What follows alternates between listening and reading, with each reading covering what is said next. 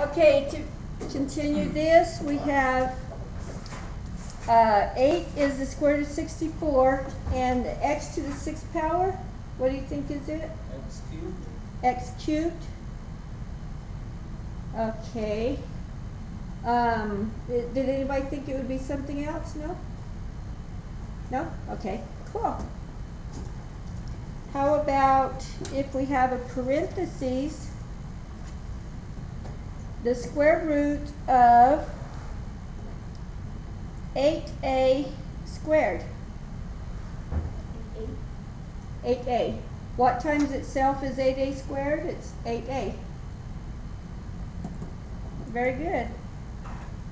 Because the square root of something undoes a square, and squaring undoes a square root. It's kind of like multiply and divide are opposite operations. Square and square root are opposite operations, like add and subtract is. Okay, we'll try something new then. We'll go on to 8.2.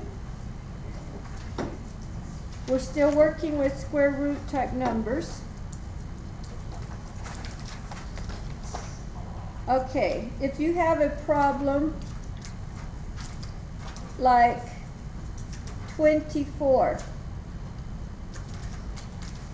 you can do the square root of 24, but you're not going to come out with what it wants for this. This wants you to simplify by factoring. Okay?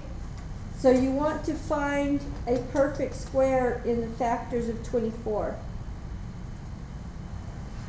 So 8 times 3 will not help because 8 is not a perfect square and 3 is not a perfect square. 4 and 6. 4 is a perfect square. You want to divide it up into numbers that one of them is a perfect square. This is 4 times 6. So that's the same as square root of 4 times square root of 6. This could be simplified into 2. So this would be simplified 2 times square root of 6. Will 6 break down into No. factors that are perfect squares? No. 2 and 3, neither one are perfect squares. So that's as far as you can go on it. Okay? How about square root of 300? What's a perfect square in that? In the factors? Yeah, 100 is a perfect square. Go ahead and put it first. 100 times 3. When you divide it out, you'll have the 100 in the front because you want your whole number to come out in the front in your answer. Square root of 100? 10, so that would be 10 times the square root of 3. It's not as bad as you thought it was going to be, huh? Yeah, it is as bad? Okay, how about this number? That one's a little harder to identify what that perfect square is going to be. 367? 567. Okay, one perfect square is a 9. Do you remember how to test to see if it will divide by 9? Add the numbers together. Right, add the digits. There's 11 plus 7, 18. That will divide by 9, right? So this will be 9 times something. So if you divide it by 9, 63. 9 times 63. Okay, 63 divides by 9 too, doesn't it? Okay, let's go. Leave this 9, and then 63 is 9 times, I'm sorry, 7. I started to write 63 again. Okay, so 9 times 9 is 81. What's the square root of 81? 9. Yeah, I just said 9 times 9, right? So this part would be 81, which the square root would be 9. The square root of 7 will not divide out, so that's as far as you go. So divide it down until there's nothing else that will have factors that can be simplified, okay? Let's do some with some letters. How about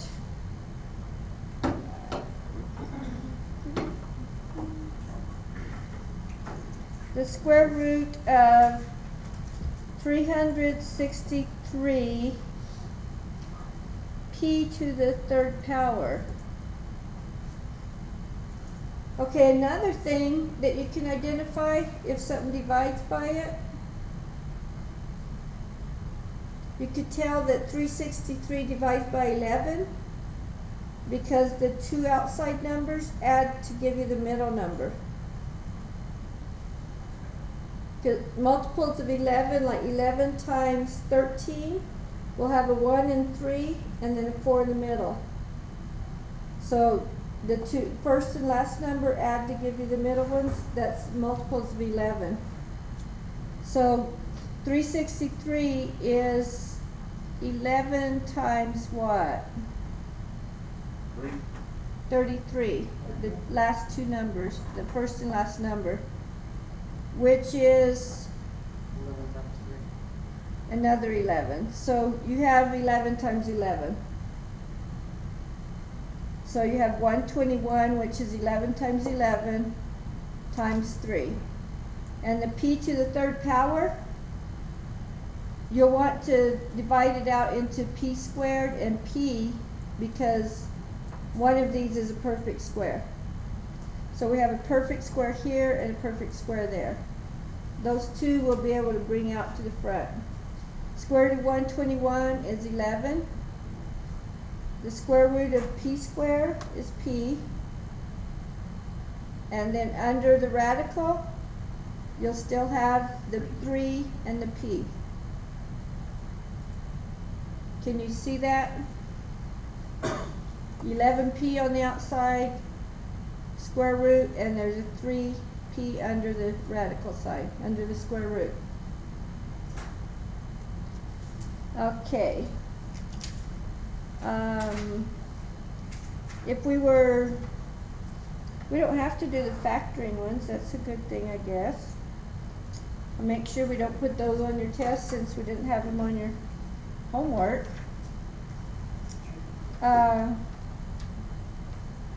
Let's do this one here. Simplify this by factoring.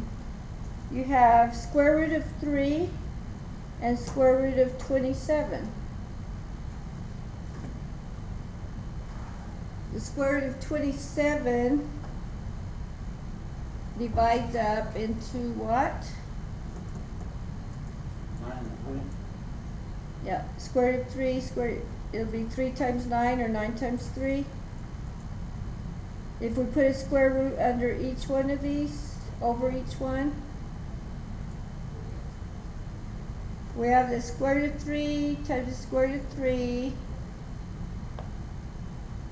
which would be 3, and the square root of 9, which is the same as this, would be 3 again. So you have just the number 9. You lost Or me. you could do it like that, where you divided this one up into these two here, and then see the square root of 3 times square root of 3 right here is the square root of 9, which came out into 3. This square root of 9 came out to be 3. There's another way you could do it. You could just combine it, okay? You could say 3 times 27 81. is 81. And the square root of 81 simplified is 9. That's a lot quicker. Why don't you just do it that way? Okay. Yeah, I did the second time. Okay, but you can't do this one that way. Square root of 5 times square root of 10. 5 times 10 is 50. That's not a perfect square.